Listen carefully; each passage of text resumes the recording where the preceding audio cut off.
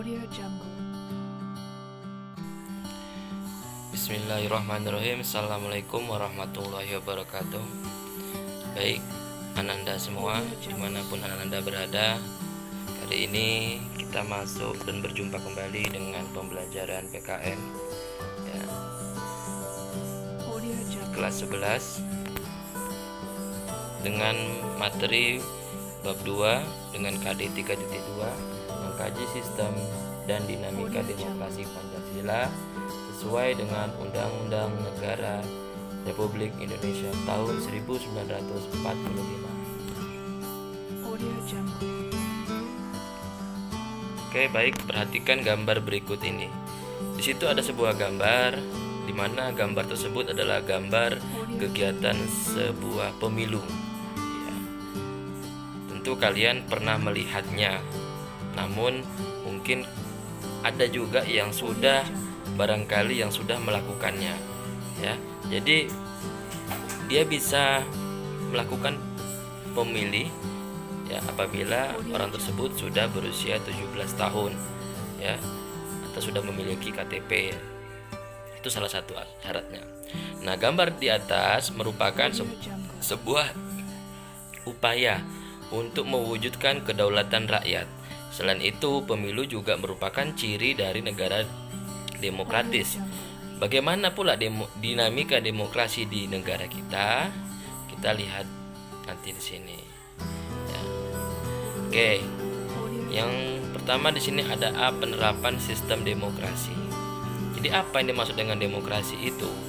Demokrasi adalah sebuah sistem pemerintahan di mana semua warga negara memiliki hak dan kesempatan yang sama dalam memberikan kontribusi untuk mengambil keputusan yang mempengaruhi hidup mereka.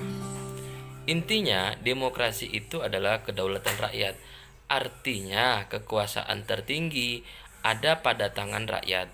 Definisi ini sering dipakai dalam artian demokrasi itu merupakan pemerintahan dari rakyat, oleh rakyat, dan untuk rakyat. Nah, hal ini dikemukakan oleh Abraham Lincoln. Lantas, bagaimana pula prinsip dan macam-macam demokrasi dan ciri-ciri demokrasinya? Kita akan membahasnya sedikit. Kita lihat yang pertama di sini ada prinsip demokrasi. Nah, prinsip demokrasi ya diantaranya keterlibatan warga negara dalam membuat keputusan publik. Yang kedua, tingkat persamaan antar warga negara. Yang ketiga, kebebasan kemerdekaan diakui dan dipakai oleh warga negara. Jadi, prinsip yang pertama tadi keterlibatan warga negara dalam membuat keputusan. Ya, jadi kita nih ada unsur peranannya. Diantaranya apabila kita memberikan sebuah pendapat, memberikan sebuah keputusan. Nah, karena apapun yang sudah kamu pilih, misalnya kamu memilih presiden, apa yang kamu pilih maka itu sudah membuat jadi peran kamu sudah ikut andil di situ. Kamu ikut memilih di situ, baik memilih presiden, memilih bupati dan sebagainya. Kemudian tingkat persamaan warga negara, ya semuanya sama-sama boleh memilih pada saat itu. Tidak diberikan intimidasi, kamu harus memilih, enggak. Tidak, kamu bebas memilih siapa saja. Makanya kemerdekaan, kebebasan itu memang diakui dan dipakai oleh setiap warga negara. Kemudian yang kedua ada macam-macam demokrasi. Ya, berdasarkan cara penyalurannya kehendak rakyat, ada demokrasi langsung, ada demokrasi perwakilan, ada demokrasi secara sistem referendum. Kemudian berdasarkan titik perhatian, ada demokrasi formal, material, dan gabungan. Sedangkan berdasarkan ideologi, ada demokrasi konstitusional dan demokrasi rakyat. Sedangkan yang ketiga, ciri-cirinya. Bagaimana ciri-ciri demokrasi? Yang pertama, keterlibatan rakyat dalam mengambil keputusan publik, ya. Yang kedua, pengakuan, penghargaan, perlindungan terhadap hak seorang rakyat. Yang ketiga, persamaan hak seluruh rakyat. Yang keempat, lembaga peradilan dan kehakiman yang independen, kebebasan pers, ya, pemilu yang jujur dan adil. Kemudian pengakuan terhadap perbedaan. Itu adalah ciri-cirinya. Oke, kita lihat di sini macam-macam demokrasi tadi ya, penjabarannya ya. Oh, tadi kan belum lengkap ya.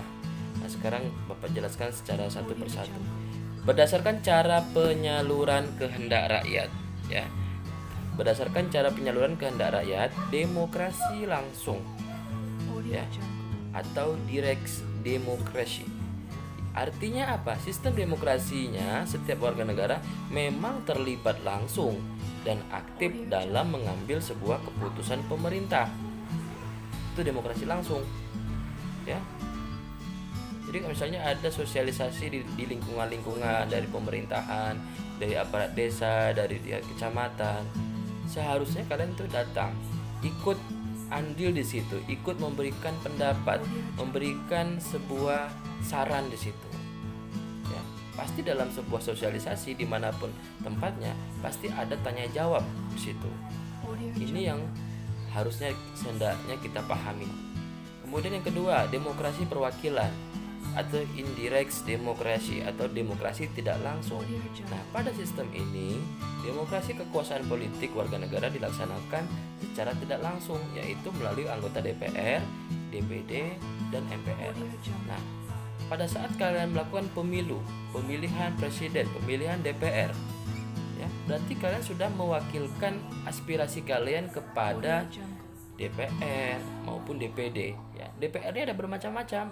Ada DPR tingkat kabupaten, ada tingkat provinsi, ada tingkat pusat atau tingkat RI. Ya, kalian memilih langsung pada saat itu. Nah, jadi kita tidak bisa langsung berjumpa dengan presiden. Bagaimana kita mau menyampaikan pesan kita? Kita bisa menyampaikan melalui DPR atau DPD atau MPR. Apa yang kalian ingin sampaikan kepada DPR itu. Nanti DPR baru akan menyampaikan kepada pihak-pihak terkait. Itu adalah penyampaiannya. Makanya dikatakan demokrasi secara tidak langsung. Kemudian yang ketiga, demokrasi secara sistem referendum. Artinya apa? Sistem demokrasi ini di mana semua warga negara dilibatkan dalam memilih wakil mereka di parlemen. Tetapi rakyat memiliki kendali terhadap parlemen tersebut secara sistem referendum. Ya, sistem referendum artinya pemungutan suara yang dilakukan untuk mengetahui kehendak rakyat secara langsung dan menyeluruh. Demokrasi berdasarkan titik perhatian ada 3. Ada demokrasi formal, material, dan campuran. Demokrasi formal artinya apa? Demokrasi yang secara hukum menempatkan orang dalam kedudukan yang sama di dalam bidang politik tanpa mengurangi kesenjangan ekonomi. Kemudian individu diberikan kebebasan yang luas sehingga demokrasi ini juga bisa dikatakan sebagai demokrasi yang liberal, umum, luas. Kemudian demokrasi material, demokrasi yang memandang manusia mempunyai kesamaan dalam bidang sosial ekonomi sehingga di bidang politik tidak menjadi prioritas. Demokrasi campuran adalah demokrasi yang menyatukan demokrasi formal dan demokrasi material sehingga menciptakan kesejahteraan secara rakyat dengan menempatkan persamaan derajat dan hak setiap orang. Demokrasi ideologi. Di dalam demokrasi ideologi ada 2. Ada demokrasi konstitusional, ada demokrasi rakyat. Apa itu konstitusional? Sama dikatakan dengan demokrasi liberal. Ya, umum, bebas. Nah, kita lihat di sini demokrasi ini adalah demokrasi yang didasarkan pada kebebasan atau individualisme. Nah, ciri khas pemerintahannya yaitu kekuasaannya pemerintahannya itu tidak, maksudnya kekuasaannya pemerintahannya itu terbatas dan tidak diperkenakan banyak-banyak melakukan campur tangan bertindak semena-mena terhadap rakyat. Jadi apapun yang dilakukan oleh rakyat, pemerintah pada saat demokrasi konstitusional itu tidak boleh ikut campur, tidak boleh campur tangan lah dalam hal ini. Jadi rakyat memang diberikan kebebasan untuk melakukan semaunya.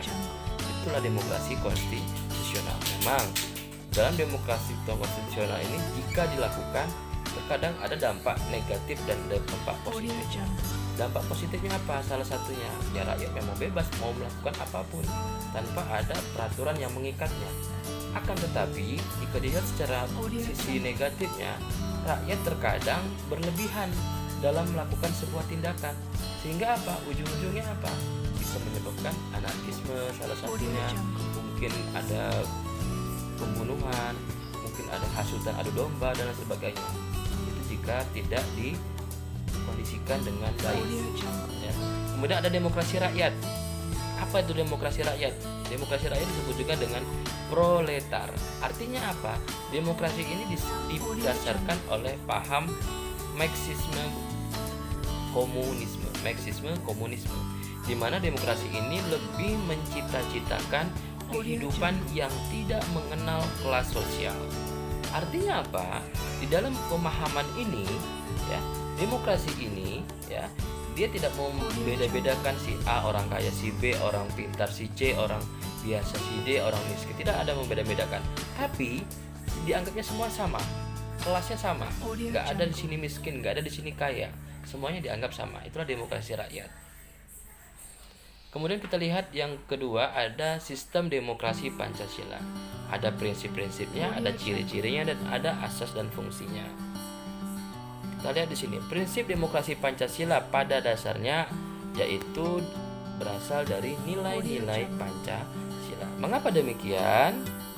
Salah satunya itu ada di dalam lagu Garuda Pancasila. Ya. Kalian bisa menyanyikannya di dalam hati kalian, atau mungkin langsung kalian nyanyikan sendiri pun tidak apa-apa. Kemudian yang kedua ada prinsip-prinsip demokrasi Pancasila.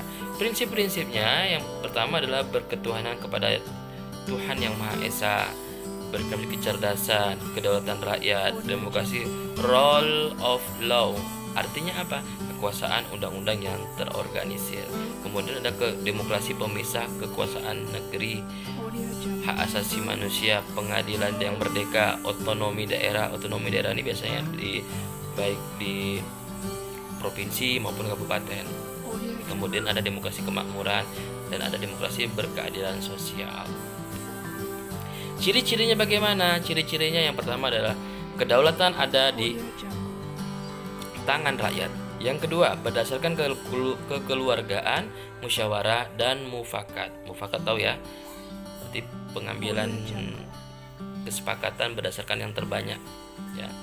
Keselarasan antara hak dan kewajiban, penghargaan HAM, tidak menganut sistem monopartai, tidak mengenal diktator, ya. Diktator itu tidak didikte oleh orang, tidak diatur sama orang, ya. Kemudian mendahulukan kepentingan rakyat, aspirasi disalurkan melalui wakil rakyat dan lain sebagainya. Ada beberapa macam asas dan fungsi demokrasi Pancasila. Di antaranya asas demokrasi Pancasila yaitu asas kerakyatan dan asas musyawarah.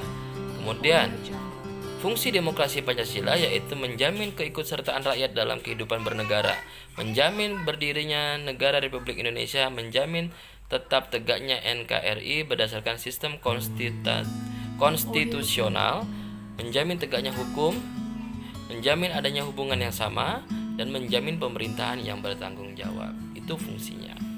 Kemudian berikutnya ada dinamika pelaksanaan demokrasi di Indonesia.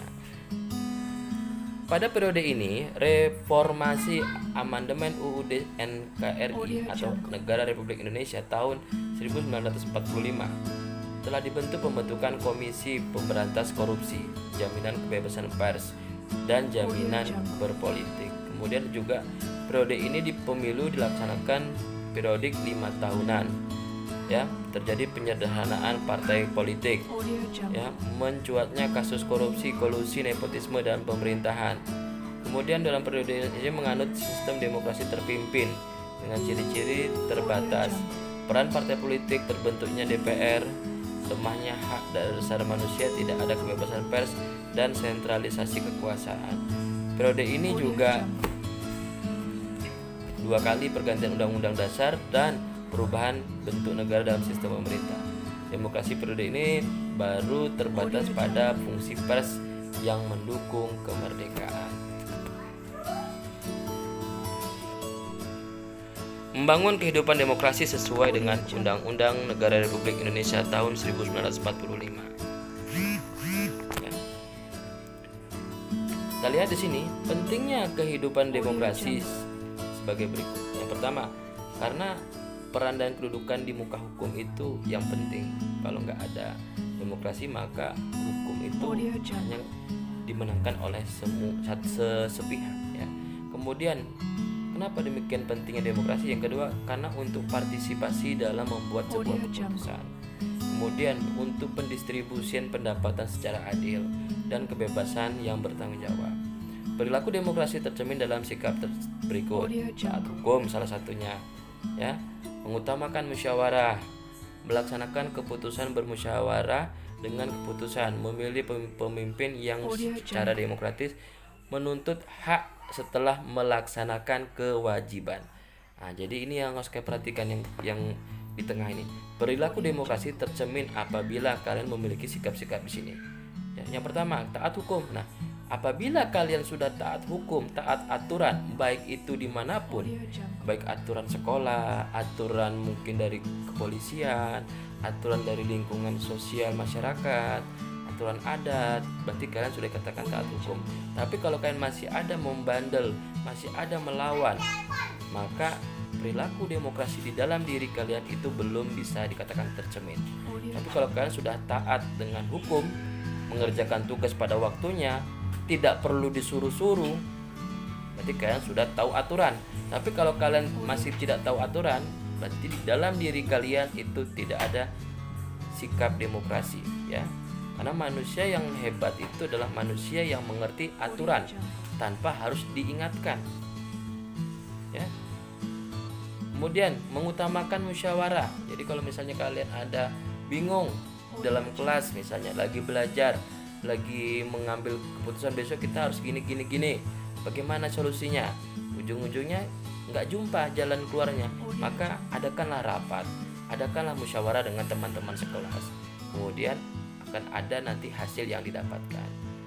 Kemudian memilih pemimpin yang secara demokratis. Nah, jadi kalau saat kalian memilih seorang pemimpin, contoh misalnya memilih seorang ketua kelas, carilah pemimpin ketua kelas itu yang memang benar-benar baik, benar-benar bagus. Jangan ini karena dia ganteng, dia ini orangnya baik, ini orangnya kaya. Jangan. Tapi kan harus mengetahui dulu, dia bisa nggak bertanggung jawab, dia bisa tidak menjadi seorang pemimpin yang bijaksana dalam mengambil keputusan, berani dalam mengambil keputusan, dan lain sebagainya. Itu yang harus kamu perhatikan. Nah, yang terakhir, setelah menuntut hak setelah melaksanakan kewajiban. Jadi kamu boleh menuntut hak kamu setelah kamu melaksanakan kewajiban. Contoh, kamu sudah mengirim tugas, sudah mendapat, berarti hak kamu adalah mendapatkan nilai. Nah, kamu mau minta nilai tapi kewajiban kamu dalam membuat tugas ini tidak pernah ada.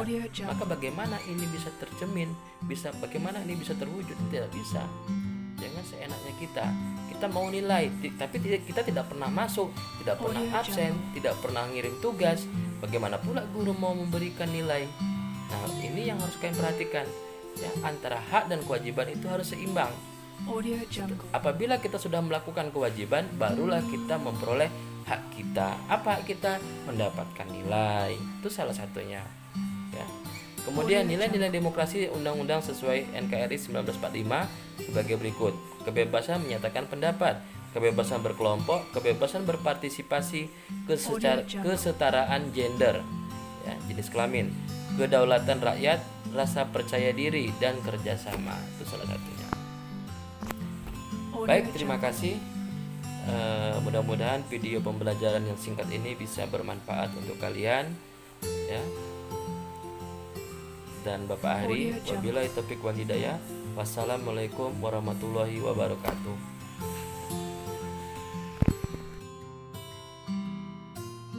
Audio Jungle.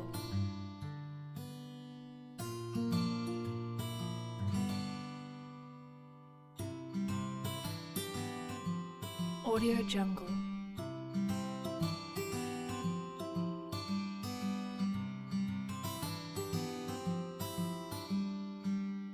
Audio Jungle.